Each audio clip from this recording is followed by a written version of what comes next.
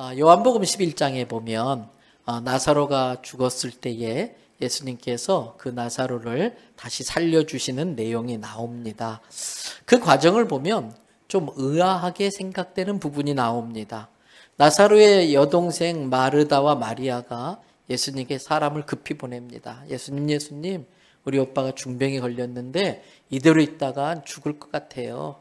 근데 지금까지 예수님이 많은 죽을 자도 기도해서 살리셨잖아요. 우리 오빠 좀 살려주세요. 사람을 보냈습니다. 그 소식을 들은 예수님이 이렇게 말씀하세요. 요한복음 11장 4절 말씀인데 예수께서 들으시고 이르시되 이 병은 죽을 병이 아니라 뭐라고요? 하나님의 영광을 위하며 하나님의 아들인 나 예수가 이 나사로의 죽음으로 말미암아 영광을 받게 하려고 하나님이 그렇게 하셨다. 이런 의미의 말씀을 하시는 거예요. 그러면서 바로 가셔야 될 텐데 딱히 특별한 일도 없는 것 같아요. 근데 미적미적거리면서 이틀을 더 있다가 가시는데 안타깝게도 그 사이에 나사로가 죽고 말았어요. 평상시 같으면 한 걸음에 달려가셨을 텐데 그 전능하신 능력으로 나사로의 병을 고쳐주셨을 텐데 그러지 않으셨어요. 그래서 평소와 다른 그 모습을 보고 제자들도 이상하게 생각하면서 요한복음 11장 5절과 6절에 이렇게 말하고 있습니다. 우리 같이 한번 요한복음 11장 5절 6절 말씀 함께 읽어볼까요? 예수께서 본래 마르다와 그 동생과 나사로를 사랑하시더니 나사로가 병들었다 함을 들으시고 그 계시던 곳에 이틀을 더 유하시고 그랬어요. 쉽게 풀면 이런 뜻이에요. 예수님이 유별나게 나사로 남매들을 그렇게 사랑하셨는데 이상하다. 나사로가 중병 걸렸는데 왜 빨리 가지 아니하시고 특별히 일도 없는데 이렇게 지체하시는 것이지? 그런데 예수님은요. 나사로가 죽을 것을 알고 계셨어요. 그래서 요한복음 11장 11절에 보면 예수님한테 누가 나사로가 죽었습니다. 알려주지도 않았는데 이미 예수님은 아셨어요. 다만 그 표현을 11절 말씀 한번 올려보실래요? 죽었다고 하지 않고 잠들었다. 죽은 건 확실해요. 무덤에 장사까지 지냈기 때문에. 그런데 예수님은 잠들었다 그러면서 깨우러 가자 이렇게 말씀합니다.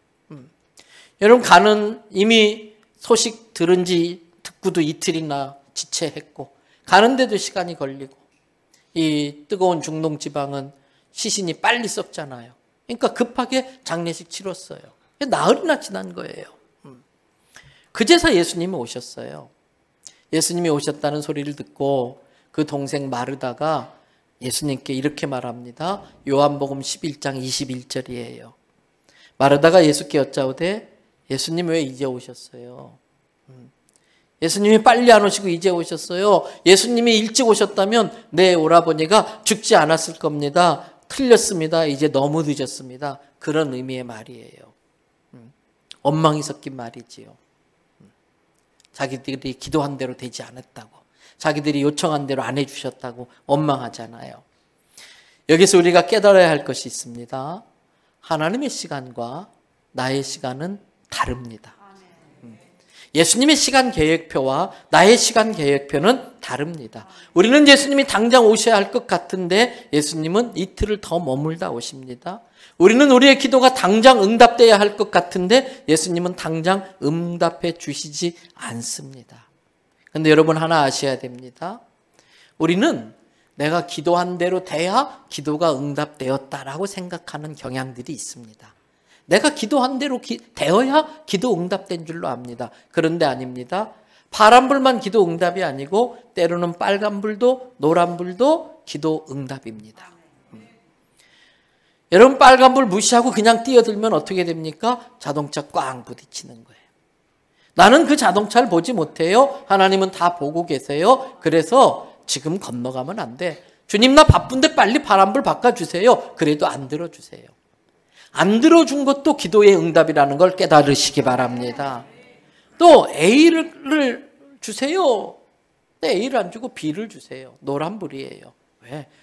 너의 짧은 소견으로는 당장 눈앞에 보이는 이익만 생각하면서 A가 좋은 줄 알지만 나는 너의 인생을 처음부터 끝까지 다 보고 있어. 너에게는 A보다 B가 좋아. B로 응답하세요. 그럼 기도 응답이 잘못됐네 이렇게 생각하기 쉬운데 아닙니다. A를 구했지만 B를 주는 것도 기도 응답인 거예요. 오늘 내가 원한 만큼 원하는 시간에 예수님 오지 않았어요. 그런데 아십니까? 여기에서 신앙과 비신앙이 갈라집니다. 비신앙은 나의 시간표와 주님의 시간표가 다를 때에 내 시간표대로 밀고 가는 게 비신앙입니다. 신앙은 주님의 시간표와 내 시간표가 다를 때에 겸손히 내 시간표를 내려놓고 주님의 시간표를 따라가는 게 신앙입니다. 때로 이해가 안 되고 주님의 시간표대로 사는 것이 답답하고 주님의 시간표대로 하면 일이 그르쳐질 것 같은 생각이 들어도 주님의 더 깊은 뜻이 있겠지. 내가 모르는 뭐가 있겠지. 내가 보지 못하는 뭐가 있겠지. 주님은 항상 선하시고 내게 좋은 것 주시는 분이시기에 겸손히 내 시간표 내려놓고 주님의 시간표 따라 사는 게 신앙인 것입니다. 여러분, 세상의 모든 스케줄이 내 시간표대로 되어지면 다 잘 될 것 같지요. 그러나 이 세상 내 마음대로 되지 않습니다. 내 마음대로 됐다면 우리는 이 자리에 있지 않을 겁니다. 내 마음대로 안 되니까 이 자리에 와서 내 마음대로 되게 해달라고 예배하는 거 아니에요? 근데 세상이 내 마음대로 되면은 세상이 엉킵니다. 엉망이 됩니다. 정말 나를 괴롭히는 사람을 그냥 때려 죽이고 싶어요. 그래서 확 죽어버리면 좋겠다. 세상이 내 마음대로 되면 너 죽어버려 그럼 죽을 거예요. 근데 그 사람은요 나를 때려 죽이고 싶어. 그 사람은 저 임목사 죽어버려 기도하고 있을 거예요. 그럼 그 사람 말대로 되면은 서로 죽는 거예요. 여러분, 이 신앙은 내 생각대로 하나님을 움직이는 것이 아니고 하나님의 뜻대로 내가 움직이는 거예요. 주님의 시간을 믿고 인내하며 기다리는 게 신앙입니다. 다 하나님이 정한 때가 있는 겁니다. 그래서 인생을 정말 지혜롭게 살았다고 하는 그 솔로몬이 인생 다 살고 결론적으로 내린 게 전도서잖아요. 전도서 3장 1절 말씀 올려주고 같이 읽어보십니다. 범사에 기한이 있고 전하만사가 다 때가 있느니라. 그래서 기다리라 그러면 기다려야 돼요. 저구쭉 내고 막 앞서가다가 일을 그르쳐요. 이제 오늘 본문으로 들어갑시다. 오늘 본문은 요셉이 형들에게 억울하게 노예로 팔려서 고생하다가 보디발 장군의 부인의 유혹을 거절했다는 이유로 모함을 받아서 감옥에 갔을 때 있었던 일입니다. 여러분, 저는 목회하면서 많이 깨닫는 게 있습니다. 한번 받아십시다. 종종 제가 하는 이야기이기도 합니다. 하나님은 나의 실수를 선용하시고 악한 자의 악행을 활용하시더라. 그 형들의 악한 마음을 하나님은 선용하셔서 하나님의 스케줄로 요셉을 끌고 가는 걸 볼 수가 있어요. 어느 날 갑자기 요셉의 방에 애굽의 바로 왕의 떡을 책임지고 있는 관원장, 그 떡 담당 장관이 감옥에 와요. 바로 왕이 마시는 술을 책임지는 관원장이 감옥에 왔어요. 옛날에는 왕에 대한 독살이 많았기 때문에 이 먹을 떡과 마실 술은 가장 신뢰하는 사람에게 맡기는 최고위층인 겁니다. 언제든지 왕을 독대할 수 있는 최고위층 사람이 무슨 일인지 모르지만 감옥에 들어오게 된 것입니다. 여러분, 어느 날 이 두 사람이 동시에 꿈을 꿨어요. 그런데 그 꿈이 예사꿈은 아닌데 무슨 뜻인지 모르는 거예요. 그러면 마음이 어때요? 뒤숭숭한 거예요. 얼굴에 근심이 가득한 겁니다. 그 모습을 본 요셉이 두 관원장에게 묻습니다. 뭐라고 물었는지 창세기 40장 7절 말씀 같이 한번 또 읽어보십시다.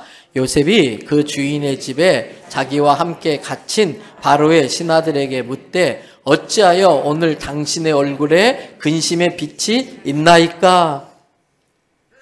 성도 여러분, 이 순간이 참 중요해요. 이 순간이 참 중요해요. 이 순간이 요셉이 당대의 최고의 나라라고 할 수 있는 오늘의 미국과도 비교할 수 없을 정도로 세계 최강대국인 애굽의 국무총리가 될 수 있는 결정적인 순간이었습니다. 바로 이때가. 이 두 사람은 하나님이 요셉을 애굽의 국무총리로 만들어 가기 위한 과정 속에 놓아둔 징검다리 같은 사람들입니다. 만일 이때 요셉이 저 사람들이야 근심하든 말든 평생 호강하던 사람인데 아이고 고소해라 꼴 좋다 거들먹거리고 그러더니 아이고 너네들도 고생 좀 해봐야 돼 그러고 관심도 안 가졌더라면 하나님이 요셉을 국무총리로 만들기 위해서 놓은 징검다리를 놓치는 일이 되고 마는 거예요. 근데 요셉이 그들이 근심으로 가득 차서 염려하는 모습을 보고 물어봅니다. 여기에서 우리는 알아야 됩니다. 신앙생활은 남의 아픔과 남의 눈물에 관심을 갖는 게 신앙생활이에요. 신앙생활은 남의 상처를 같이 그 상처의 아픔을 느껴주는 게 신앙생활이에요. 요셉은 어떤 생각을 했을까요? 나름대로 요셉도 참 억울한 인생이잖아요. 그럼에도 불구하고 자기는 바로 직전에 감옥에 들어오기 전에 자기의 신분이 뭐였어요? 한참 생각해 나오는 답인가?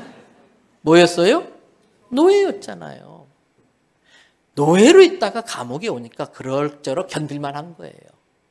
근데 이 관원장들은 뭐예요? 최고위층이야.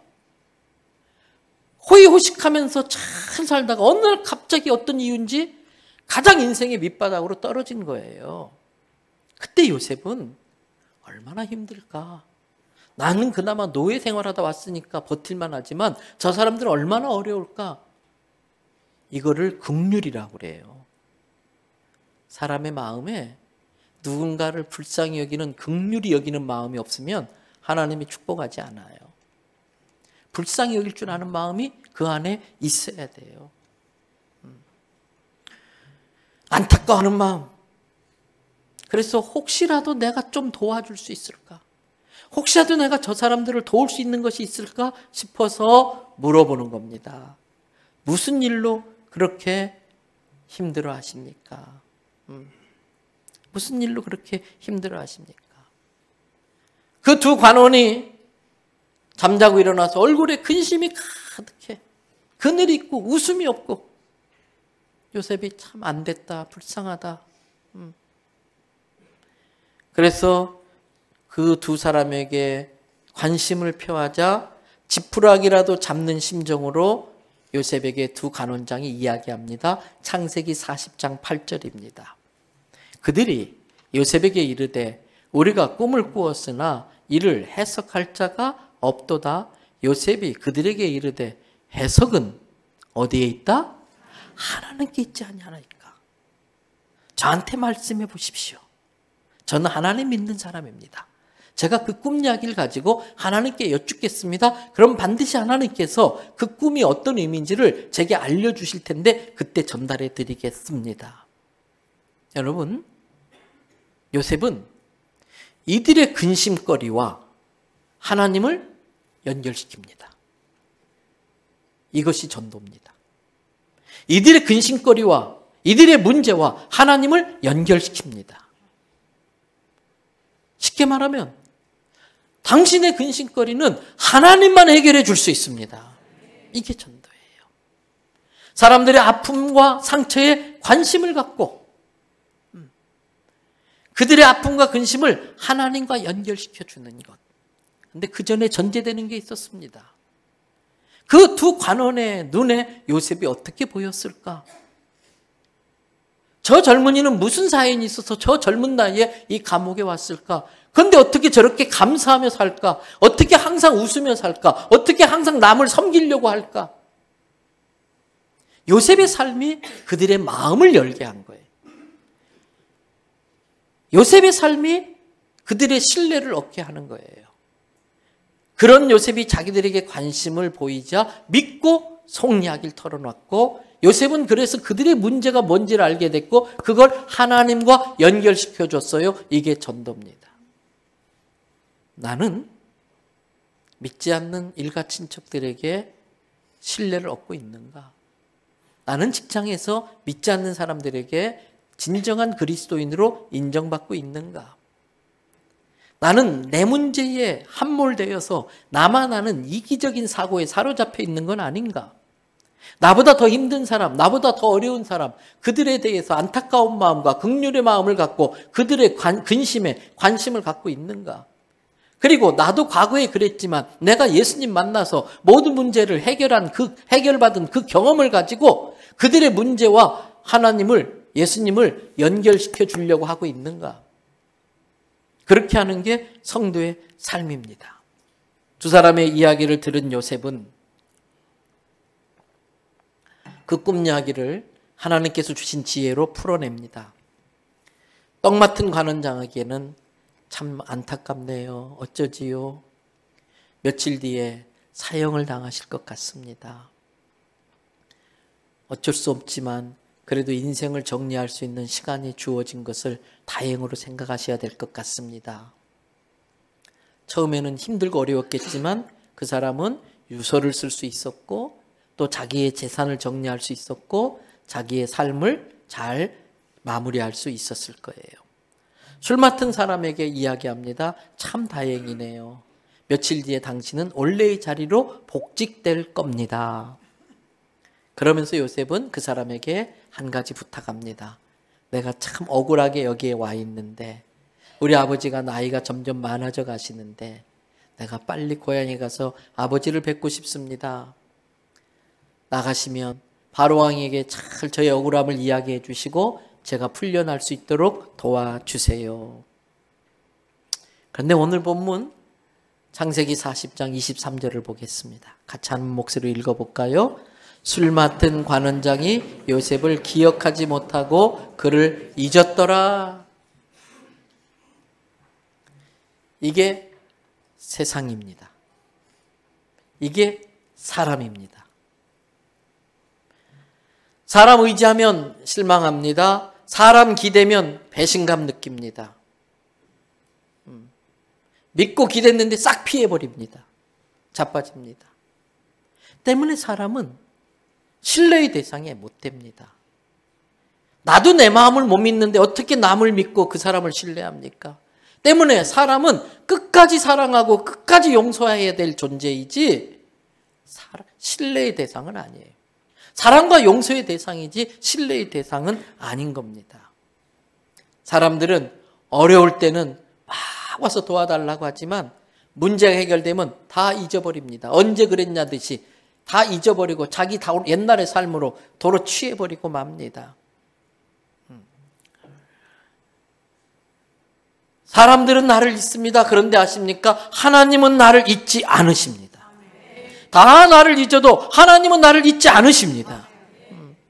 왜 하나님은 술 맡은 관원이 풀려나고도 2년이나 더 요셉을 감옥에 두게 하셨을까요? 여러분, 술 맡은 관원이 요셉을 잊은 게 아니라 하나님이 술 맡은 관원으로 하여금 요셉을 잊게 하신 거예요. 왜 그런지 아세요?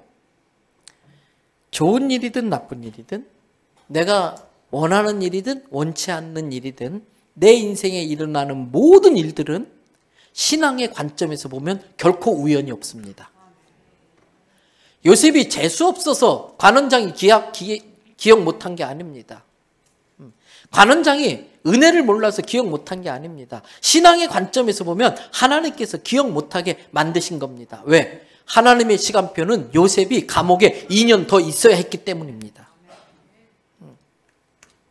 하나님은 요셉이 어릴 적 구했던 거, 하나님, 내가 기도하는데 제가 꿈을 꾸는데요, 막 형들별, 아버지별, 어머니별이 막 제 별을 보고 절하던데요. 하나님, 내가 꿈을 꿨는데요, 들판에 형들이 묶어놓은 볕단이 내가 묶어놓은 볕단에다 막 절하던데요. 오늘의 미국과 비교할 수도 없었던 강력한 애굽의 최고의 높은 자리에 올라가겠다는 게 요셉의 꿈이었었어요. 하나님, 오케이, 좋아. 난 충분히 네 꿈을 이뤄줄 수 있어. 그런데 요셉아, 너 그 자리에 올라가려면 그 자리에 올라갈 만한 인물부터 되어야 돼. 너 그 자리를 감당할 만한 사람 됨됨이가 돼야 돼. 너 그래도 할래? 예, 하나님 하지요. 그래, 알았어. 그래서 하나님이 요셉을 노예로 팔리게 한 거예요. 형들의 악한 성품을 활용하신 거예요. 왜 그랬을까요? 남에게 명령을 내리는 자리에 올라가려면 먼저 남의 명령을 받는 훈련을 해야 했기 때문에 그렇습니다. 남의 명령을 받아본 사람만이 남에게 올바른 명령을 내릴 수 있습니다. 때문에 하나님은 요셉에게 그 애굽의 어마어마한 권력을 맡기기 전에 그 권력을 절제하며 통제하며 사용할 수 있는 훈련을 시킬 필요가 있었어요.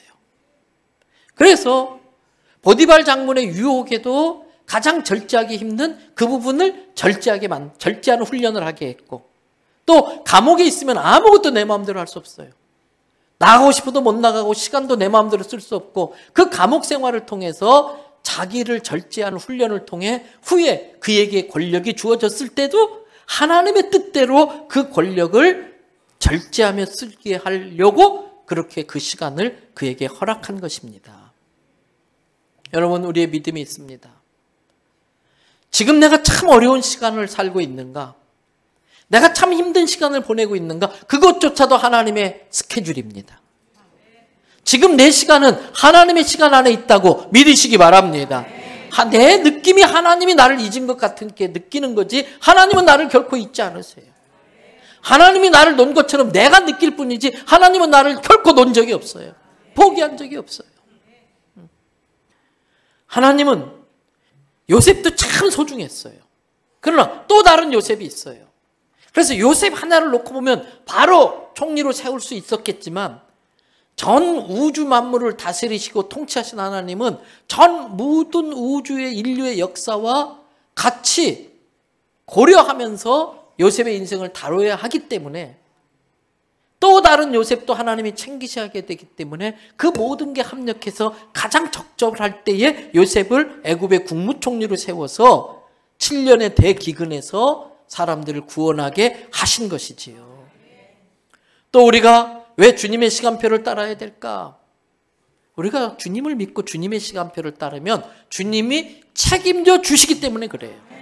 여러분, 아까 봤던 요한복음 11장 4절에서 뭐라고 하셨습니까? 예수님께서 나사로의 죽음은 누구의 영광을 위해서라고요? 하나님의 영광을 위해서. 그리고 나사로의 죽음으로 말미암아 내가 하나님께 영광 돌리게 하기 위함이다. 무슨 뜻일까요? 하나님은, 예수님은 인간의 실수를 선용하시잖아요. 그 나사로의 그 어리석음과 실수, 이른 나이에 죽게 된 그걸 통해서 또 주님은 놀라운 일을 행하시는 거예요. 왜? 병든 자를 고친 것보다 죽은 자를 살리는 게 훨씬 더 전도에 도움이 되는 거예요.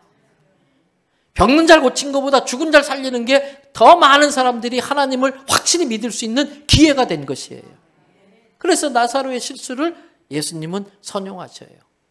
그의 생명도 책임질 자신이, 능력이 있었기 때문에. 여러분, 우리도 마찬가지입니다. 때로는 내가 이해하지 못하지만 나의 어리석음과 실수까지도, 때로는 나의 충성스러움과 신실함까지도 결국은 하나님의 영광을 위해 쓰시려는 하나님의 뜻이 있는 거예요. 그 믿음을 가지고 부족한 대로, 부족하면 부족한 대로, 또 열심을 다하면 열심을 다하는 마음으로 주님의 시간표를 따라 살게 되는 것입니다. 말씀 마칩니다. 하나님은 만남과 시간을 통해 일하십니다. 선한 만남으로 만드는 건 우리가 해야 될 일입니다. 그렇다고 해서 사람 의지하면 시험 듭니다. 우리가 의지할 분은 하나님 한 분밖에 없습니다. 하나님 항상 선하십니다. 내가 이해 못해도 하나님의 시간표를 따라가면, 나를 다 잊어도 하나님은 나를 잊지 않고 결국은 나를 통해 영광 받으시고 내 인생을 축복해 주시는 줄 믿습니다. 그 믿음을 가지고 이 한 주간도 승리하며 살아가는 우리네 대연의 성도 되기를 주님의 이름으로 축복합니다.